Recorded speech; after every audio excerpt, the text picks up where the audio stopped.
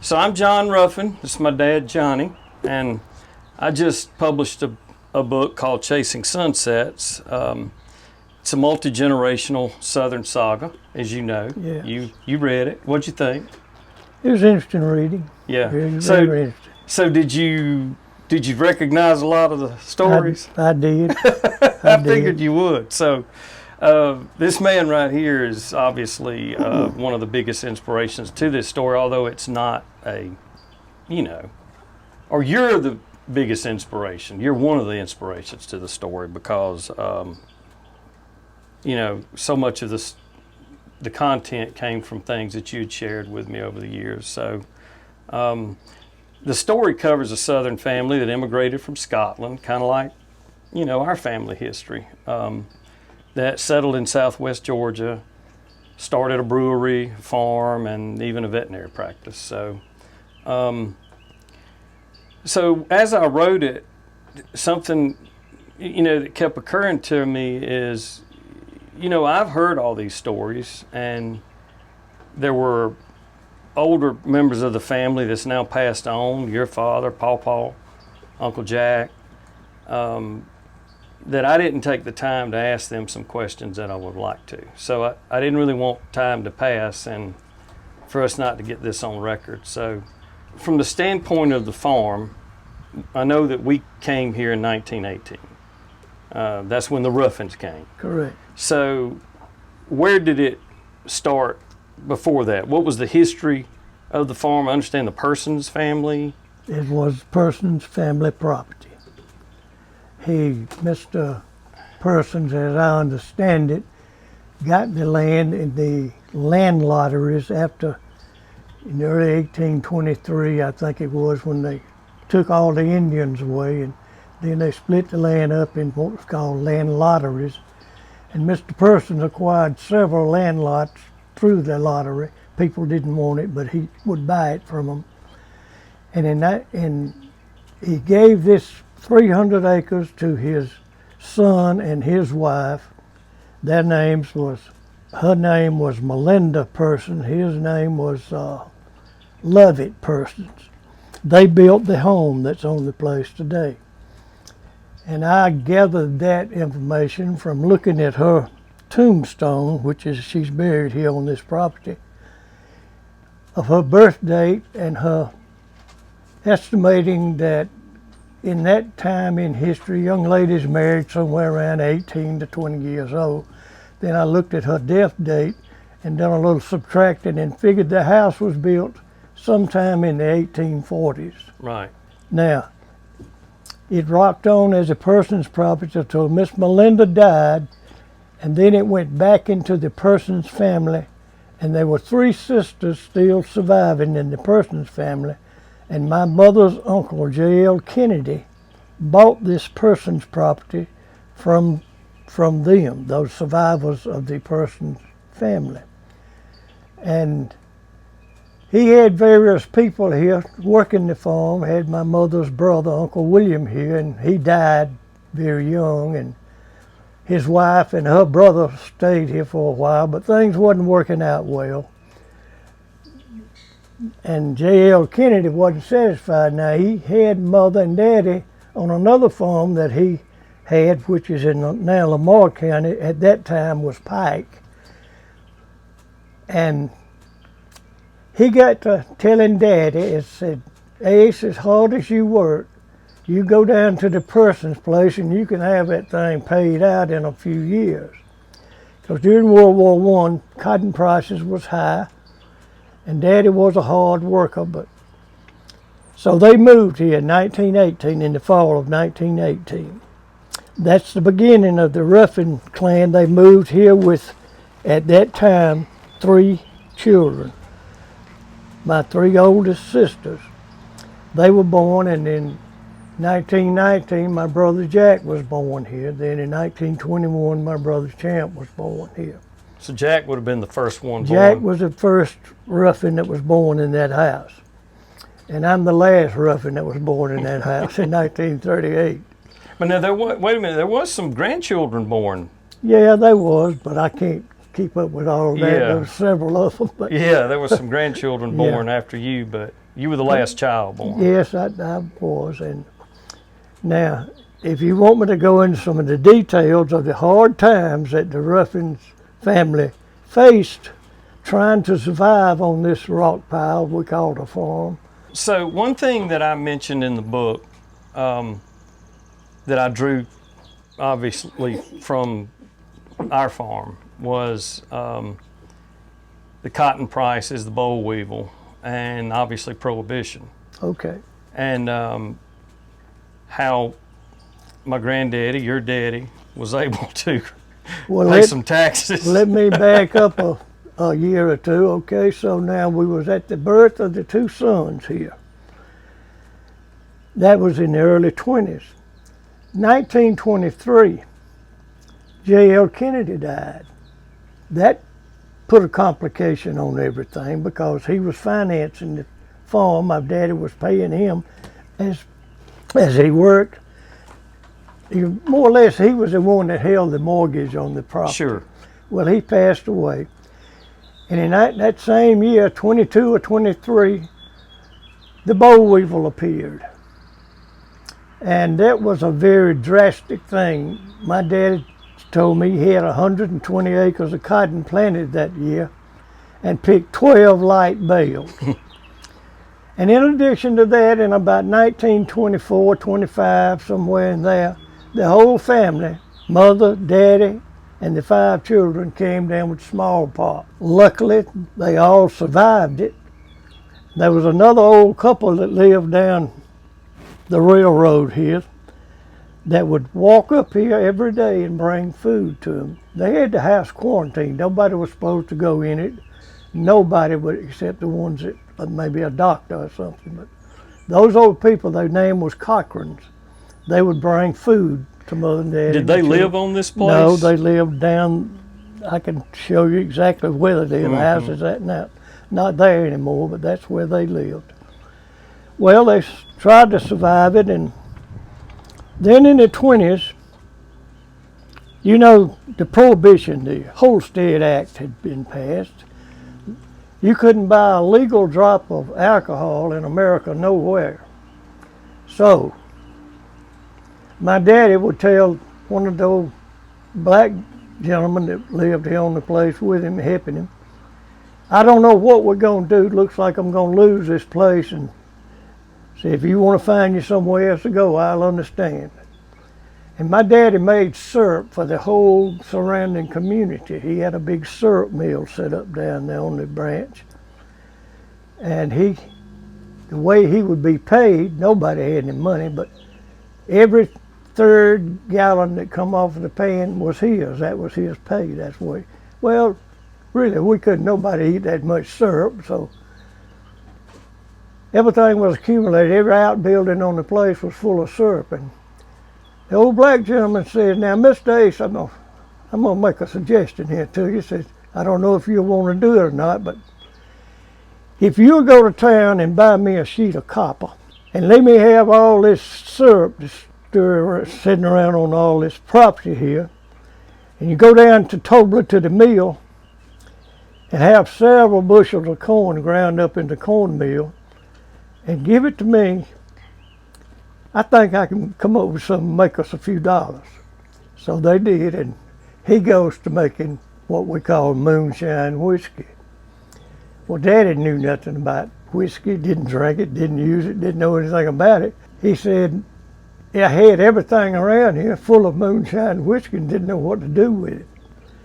Got to asking some people around, and one fellow told him, said, there's a guy up between Ruffin and Atlanta on old 41 highway, runs a night spot up there, honky tonk.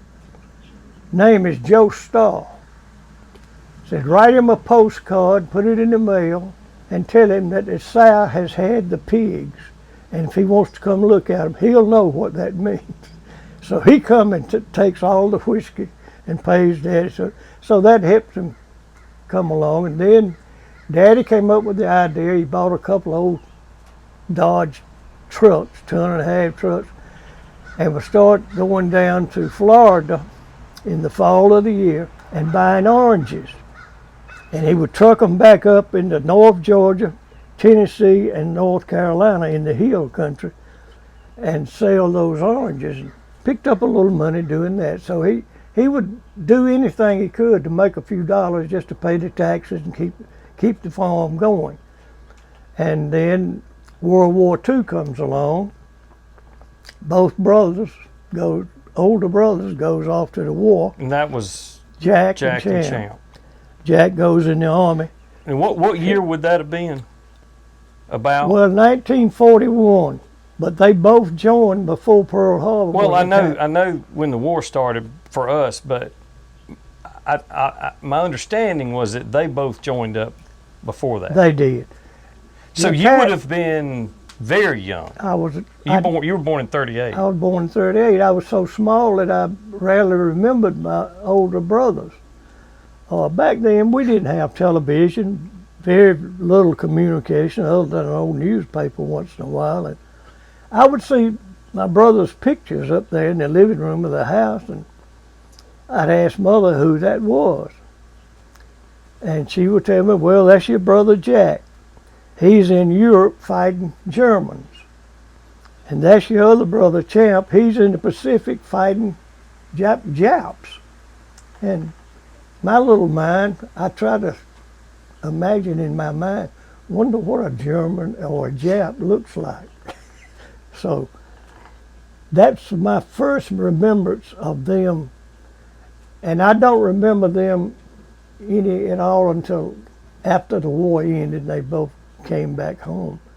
And I got to know them better. But of course I had other brothers, sisters, and three sisters here, and then my brother Bobby was here. And that's what we was doing, helping Daddy on the farm, doing what we could.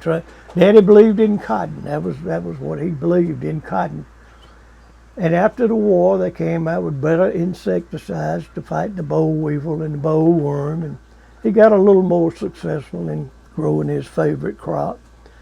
But that's kind of the way it went until more modern times. So up until World War II, until the boys came home from the war, every bit of the farming was done with animals. With animals, mules. Right. So there was no mechanized machinery. No. Other than very crude. Very crude. There was you said there was a combine here at one time. Yes, but that was later. That was later. That was later. Okay. That was in the 50s. Okay. Got the combine, but those were pretty lean time. So the first tractor got the first tractor in 1946 after the two boys came home. That's I guess international. Being in the service, they would have priority over others of buying a tractor. And they go down to Forsyth. There was a Bostwick tractor company down there, sold International Harvester tractor, and they bought Daddy what was just a Model A farm all tractor, no hydraulics, everything's hand lifts on them, had cultivators, bought a harrow with it. The whole thing was a little over $600 for the tractors, cultivators, and the harrow. Well, with that, we kind of retired the mules and the horses. So we went to farming with more modern stuff at that point. Of course, Daddy never went too big in the bigger equipment. We use them little tractors mostly. And the one that you still have, that was the second one he bought. Yeah, that's a 1952 Super Egg tractor, had hydraulic system on it. And you know, my daddy was a pretty strong disciplinarian, very good at being critical of everything you did. If I plowed 6 acres of cotton in a day, he thought I should have plowed 8. But that was pretty much a common way it was until one of my brothers stayed here 1 year after coming out of the service. The other one didn't. He left immediately and got a job in the mills over in Thomaston, married and left. He never did stay to farm any. But my one brother, he survived it 1 year and then he left. Yeah. Because it was pretty hard. It was hard going. So backing up just a little bit to the smallpox story. So that would have been, you said, in the 20s. Yes, in the 20s. Sometime in the 20s. It was after the two boys was born. I know that. Right. And then after they got over it, she had two more children, and they both died. Is that right? And I've always, they were two boys, and I've always felt like that the whole family going through that smallpox problem was the reason those two babies didn't survive. Because one was stillborn, one lived a day or two, but they both died after that. And because of that, there's a break in that. Because of their being born and then died, those two children, that's why there's a few years difference, and it was always called the first set and the second the second set. There was actually 12 children born to my mother and daddy, and 10 of us survived. The first 5 and the second 5. Right. So going back to the death of J.L. Kennedy, now it's my understanding that when he died, the executors of his estate came here to your parents and had a conversation with them. Would you kind of... That is my understanding of what I have been told. However, I've not found any documented proof of that, but I've been told that in exchange for any mention of my mother in the will of J.L. Kennedy, if she would relinquish any claim in that will, they would give them the deed to the person's place, this property. With no more payment made Nothing to the estate? Made. That would be, they're free and clear at that. But the way they deeded it, 3/8 interest to my mother, 1/8 interest to each of those 5 children. That's the way it was deeded, and stayed that way for many, many years, until my mother was reaching her last years, and she said, I can't leave this world with this being in ownership of just 5 people. So let me get this straight. So basically, the farm was in the name, it was in her name and those 5 minor children at the time. Minor children. And Pawpaw never owned a thing here. Never. Isn't that Legally. interesting? You know, he worked it, but never owned it. It's really kind of a testament to him, because I know he was a hard man. I spent a lot of time with him when I was a child. I mean, I know that I was only 14 when he died, but I spent a lot of my young life with him, and I don't know why I was down here so much by myself. I can only assume that maybe Mama had started working, perhaps, you know, and she would get little jobs, you know, that never amounted to nothing much, trying to. But I mean, I wouldn't take anything for it, but those memories. But yeah, you're right. I mean, he was not a cuddler. He was not a coddler, nothing like that. No. You know, he spoke his mind, but I always knew that man loved me. And I rode behind, I would stand on the back of that tractor while he was working his peas or whatever he was doing on that old drawbar. Yeah. And stand on the back of it. And is that bar still up there? Yeah. Yeah. And I'd hold on to that bar and I'd ride with him all day if he'd let me while he was, you know, plowing his peas or whatever he was doing. But you know, one thing about Pawpaw, he never really was a materialistic person. No. I don't think that would bother a lot of people, that this farm that I'm working so hard to provide for my family, the only dirt I own is what's under my fingernails. Well, that's the way it was. That's the way it was, until my mother died. Right. But before she died, she went to an attorney and she says, I want this property changed. I want it to be owned by all 10 of my children. And as long as my husband, Ace, lives, he's got a life estate here. You can't sell it, you can't do anything with it as long as he lives. At his death, you 10 children can come together and decide what you want to do with it.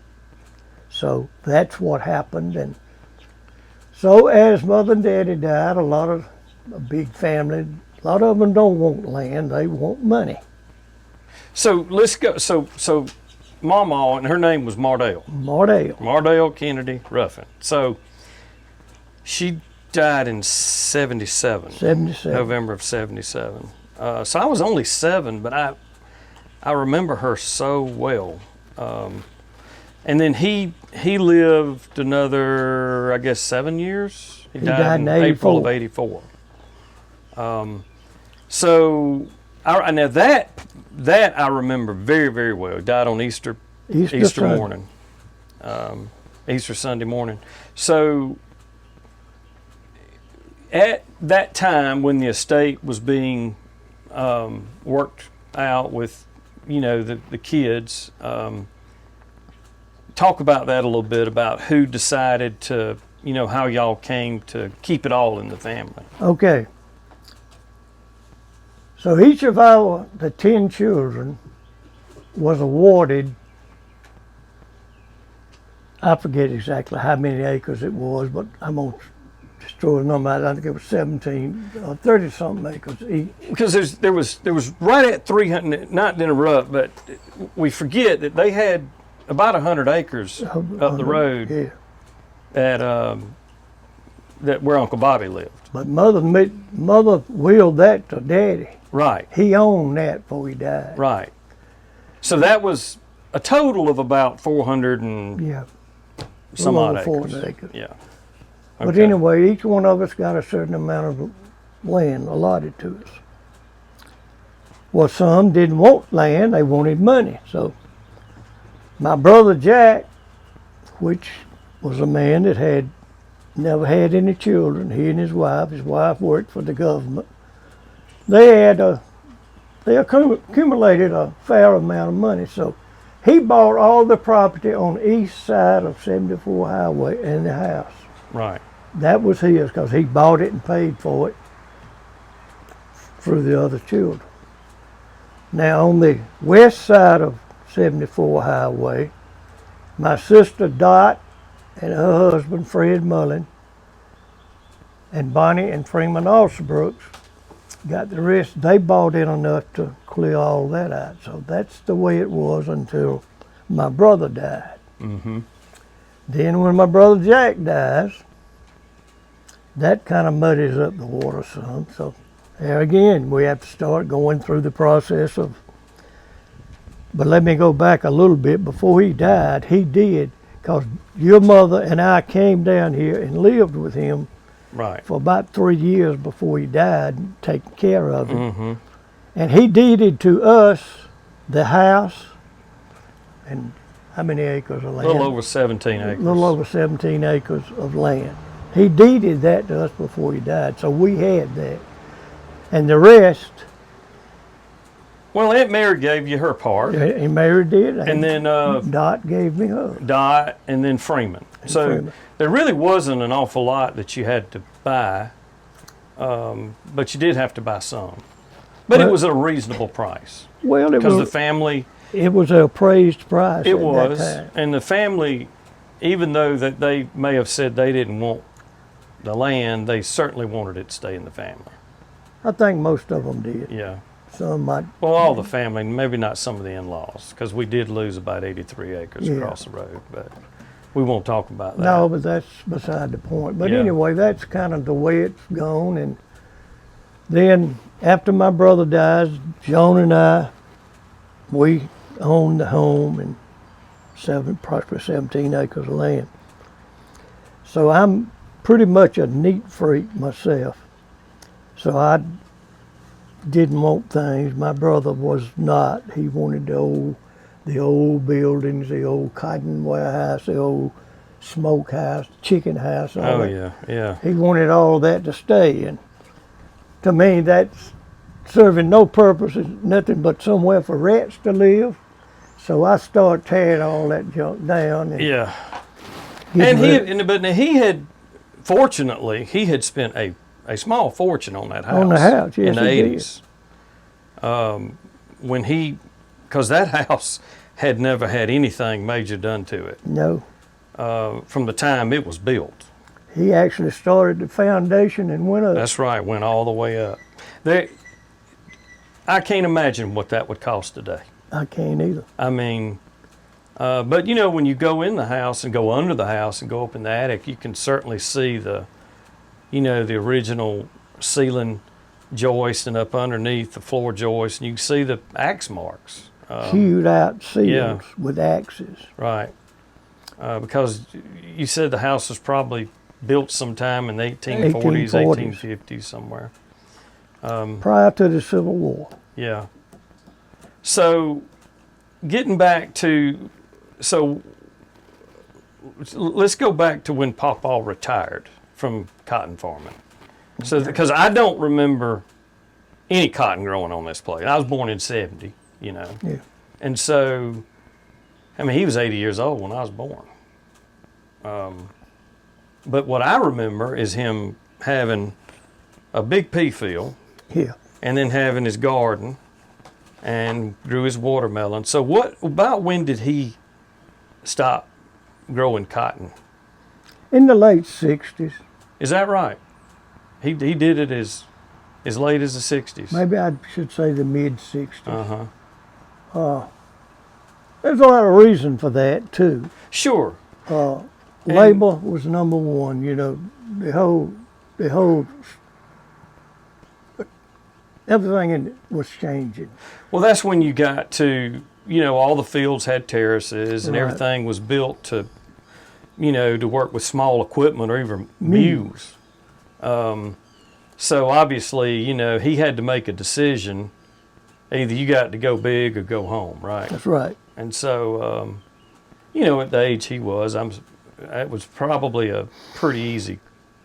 So decision. he quit doing any row cropping other than he'd plant that 6 acres of peas every year. Right. And then he leased the remaining open land to our friends, the Haygood. The Haygood family. That had a dairy. And they grow various that's crops right. on it, corn. And they wheat, had the modern machinery. and they took down the terraces. And they took down the terraces, that's right. But you know, I get it. That's kind of the way you have to do modern farming. But going back to labor, now, when I don't remember, the only family I remember living on this place is the Penniman, the black family that lived up here. Yes. The old house has been long gone. But I don't know that was John Penniman, right? Right. Now, did he ever work for Pawpaw? No. He just lived here. He spent most of his life on a neighbor's farm over here, Otis Abercrombie's, and that's who he worked for most of his life. And Okay. I don't remember what circumstances were that drove him over here. Probably just needed a place to stay.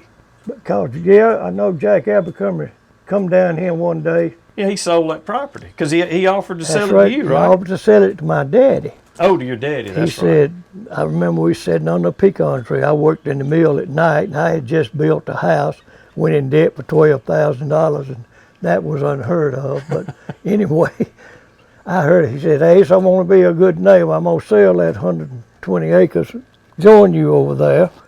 If you want to buy it, I'll let you have it for $100 an acre. $12,000, you can have it. Well, Daddy used several choice adjectives to describe his land and told him he had enough rock piles and gutters and didn't need any more. Yeah, So yeah. that Well, ended it. at that point in time, that would have been in the mid 60s, late 60s, because you built that house in 66. Yes, I built the house. So Pawpaw was retired. Yeah, he was retired. You know, he's like, He didn't need no more land. But he did start raising some beef cattle That's after right. he retired. Yeah, that's what you read my mind. So he got out of the cotton farming, and up to that point, he never really, the only cattle y'all had was what y'all milked, right? Milk cows. Right. We had So- them all my life. he fenced in several acres across the road. Yeah. And then raised, what was it, Herefords? Yeah. Yeah. And you know, we're right back to raising Herefords. Isn't that something? Black Herefords, not red Herefords. But so the house that I just mentioned, that we always called Hut's house. Yeah. So tell me a little bit about Hut, because you know the character in my book, obviously. Yeah. Who I based That on. couple's name, and they was here all of my life until they died, was Henry Hudson and his wife Sally, known to me as either Uncle Henry and Aunt Sally or Hut. We all called him Hut. And y'all called her Sweet. Sweet. Yeah. Called her Sweet, and him. I've even spent the night with them. I Yeah. mean, they were as close to me as parents, you know. Aunt Sally would switch my little legs in a minute if I got out of line. Well, you needed it. But Yeah, and you said they would often come. yeah, They would often come here when the weather got bad. right, They'd come in the house. they would. Yeah. They'd come in the house and they'd stay with us. Yeah. Because Uncle Henry was terribly frightened of bad weather. Yeah. You know, I really I would have liked to remember- have known them. I remember me being a child, if I'd start really playing and boy, be still what the Lord doing his work. If there was a thunderstorm Yeah. going on. Yeah. Behave, boy, quit playing while the Lord doing his work. Yeah, so he would have died. You know, I've tried my best to find out where he's buried. I put some feelers out in the black community in Yatesville, and I've looked at the cemetery, the church that he was a member. He was a deacon too, wasn't he? No, He wasn't. no, he was not a Well, he deacon. was a member. But I can't. If his grave is there, it doesn't have any record or no marker at all. So, and he would have died sometime in the '60s, I suppose. He Late died 60s. after me and your mother married. I know that. I don't remember exactly what year, but that's when he died. And then Sweet and Grady, their son, they moved from here up to the Hagood's place because Daddy wasn't farming anymore, Right. and he went Grady to work. went to work for the Hagens. And- Gotcha. So he and Sally moved up there in one of their houses. And so, really, the Hagoods leased this land from, I guess, the late '60s until you got the property back after Jack's Correct. death. And at that point, that's when we decided to take it back and put cows on it. And We tried having dove hunts for a couple of yeah, we years did. and We made a little money doing made it. some money doing it, but It was a little bit more trouble than I I wanted to didn't- fool with. I ain't I too didn't- crazy about all them people coming on my place. people I don't know who they that I are, don't where know. they come from, and all out here shooting guns, and Yeah. I just didn't cater to that. But there was some pretty good money in it. But anyway, so I don't remember exactly what year it was when you and I decided. It was after your mother died when we. Oh built yeah. It was. Yeah, Mom died in. 2011. So I came down here in 2009 after I went through a divorce, and we're able to, fortunately, and that was during the big real estate crash, and I owned a huge house and on 10 acres in Pike County that I owed way more than it was worth. But pretty much everybody was in that position, and due to some government programs, I was able to slip out of it. You know, with not really much hit to my credit. But at any rate, you had built this barn, I think, in I started. it was before it Jack was died, before my and he brother died in 2008. I started this barn before he died. Yeah, Pretty much finished it too, with the exterior, you know. right. And Or we, he said, I always wanted a red barn, yeah, well, but he never would do it. no, he didn't like spending that money. But And it was just a barn, really a shell. Yeah, I built it for a barn. That's what Yeah. it was built for, was a And barn. so I was kind of in a tight, and we put a very modest one-bedroom apartment in it, thinking it would be temporary, but that's been over 15 years. And I don't really see any need in going anywhere now. I'm too old to want anything different. So, getting back to the truck farming, was that something that was done like in the off season when Yes. the cotton? As I said, in the fall of the year when the citrus fruits in Florida was beginning to pick, at that same time up here when people were row cropping, they usually had their crops what they call laid by. Right. They were through working it, waiting for it to then go to harvest. So they had a little break in the working time, and that's when Daddy acquired the 2 trucks. I remember one of the trucks. I used to get out there and play in it, but I was too little to remember much about it. But What I wouldn't give if it was still here. But he would go to Florida, him and some other people, to my 2 brothers, helped him some before the war. And different world then. Can you imagine driving one of them things all the way to Florida on the roads? On the roads that half of them wasn't paved. Sleeping on the You either slept in the truck you or slept, under the truck. Either you slept in it, and it was so. If the weather was where you couldn't lay under it and sleep, you get in a cab and try to sleep the best you could. Of course, this was in the fall. The weather was kind of Yeah, cooling it wasn't off, quite but, as. but they would do that on up till Christmas time, or maybe a little after.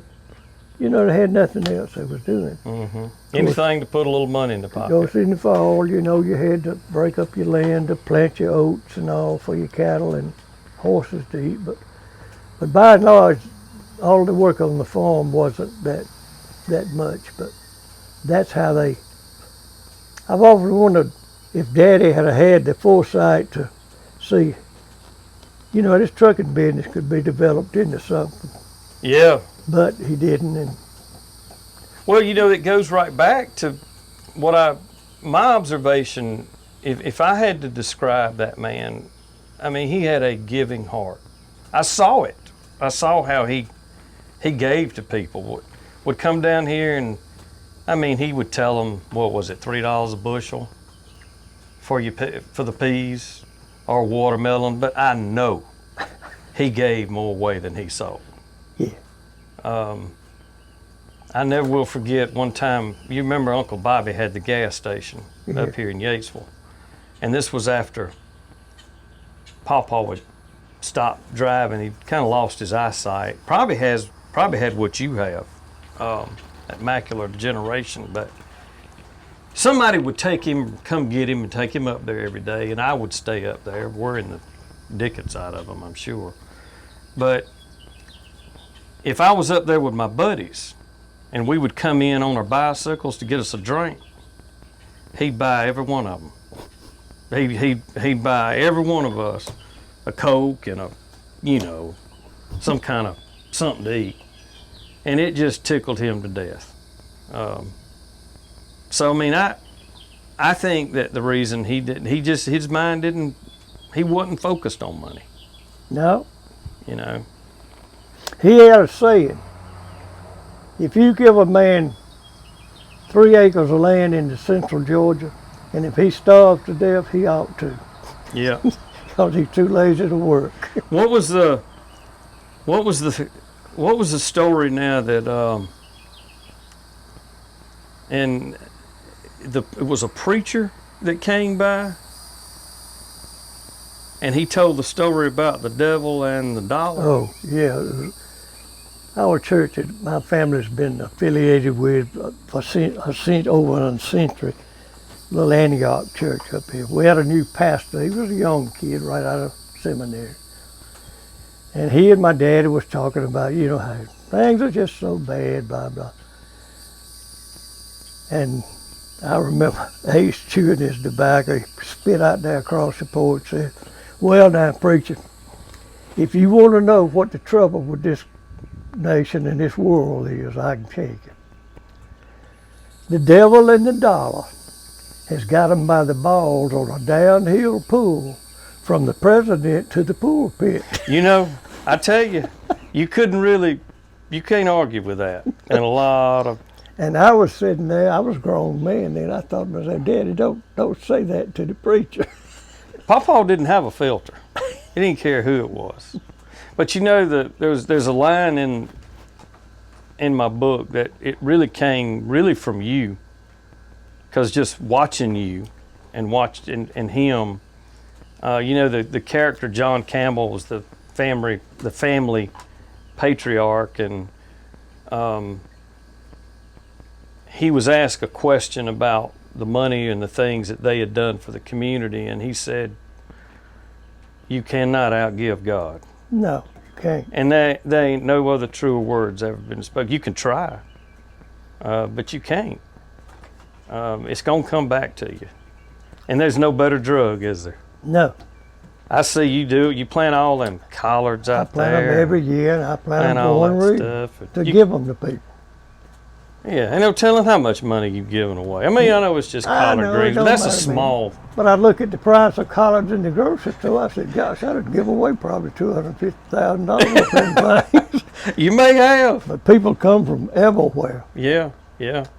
But you know, like I said, that's what I saw Pawpaw do. And you know, when he'd have his watermelons in the front yard on that wagon that's around here somewhere, he'd have that thing full, and he'd tell us, "Y'all go out there, anything you sell, was it 50 cents a piece? You can keep."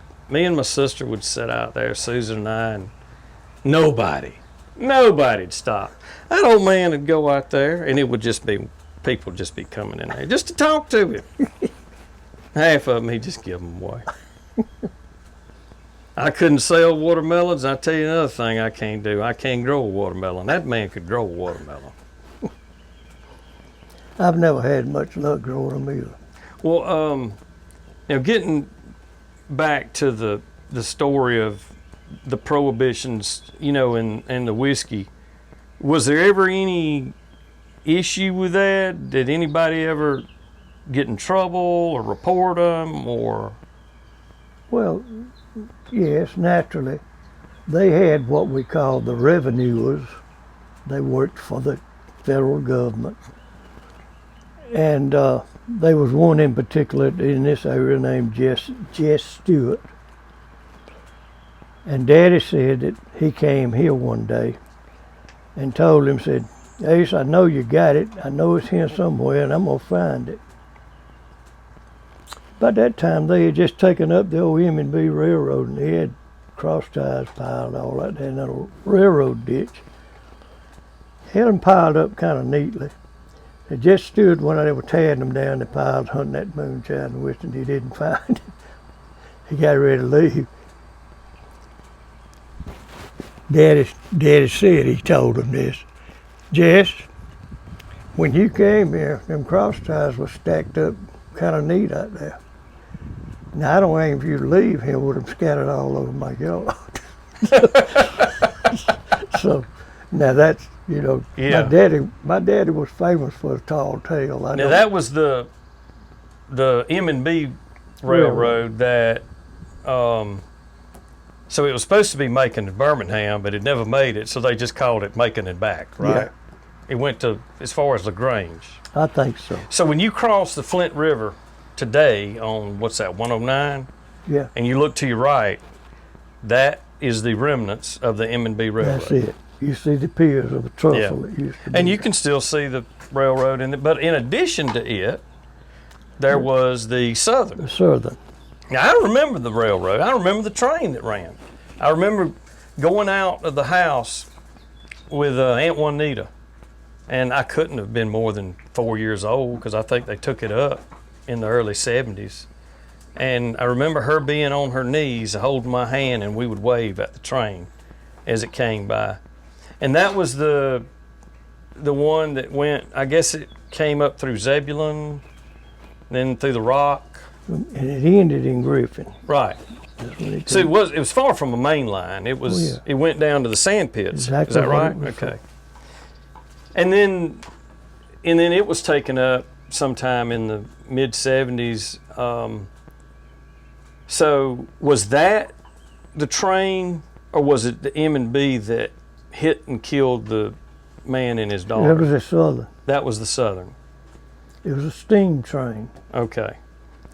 I remember the steam trains very well because they didn't start running their diesels till way after World War II. Yeah. So that was you remember you and I, we found their grave. Yeah. Because you told me you remember their name was White. White. Yeah. And I can't remember how I found his first name, but anyway, I found it on Find a Grave. And remember we went down to Rogers Church. Yeah. And that was they died December of 33. And Mama, the story she told was she saw it happen, right? She was looking out the kitchen window when he said it was very windy that day and kind of cold. And the Whites had been up to that house where the Reynolds was living there then. And he was a Watkins peddler. Oh yeah, like the Watkins liniment and yeah, salt, pepper, whatever. Okay. They sold a lot of stuff. They'd go around the countryside selling stuff, and an old Model A Ford car. And Jim Flanagan, I remember his name. He was the engineer on that train. And he had that horn screaming, he said, just as loud as he could. This is Mother telling me these stories. And said that he and his little girl, they were still slowly rolling, but like they was looking at the books or something, doing something. Just wasn't paying attention. He pulled out in front of that freight train, nailed him. Killed them both right there. Yeah. I've not been able to find any kind of newspaper record of it, but I really haven't looked that hard. But now that I know the exact date, I might be able to. I would have been Monroe County, so there may have been something written up in Forsyth, whatever the paper was at that time. Yeah, right, not 200 yards from here is where they left. Well, I think that pretty much covers it. Pretty much, that's pretty much it. A lot of details I didn't bring out, don't need to, but yeah, there's some things we all just soon forget about, right? Yeah. Yeah. Every family goes through its ups and downs. And fortunately, so far, ours has survived and kept the place. People ask me sometimes, how have y'all been able to hold on to that place?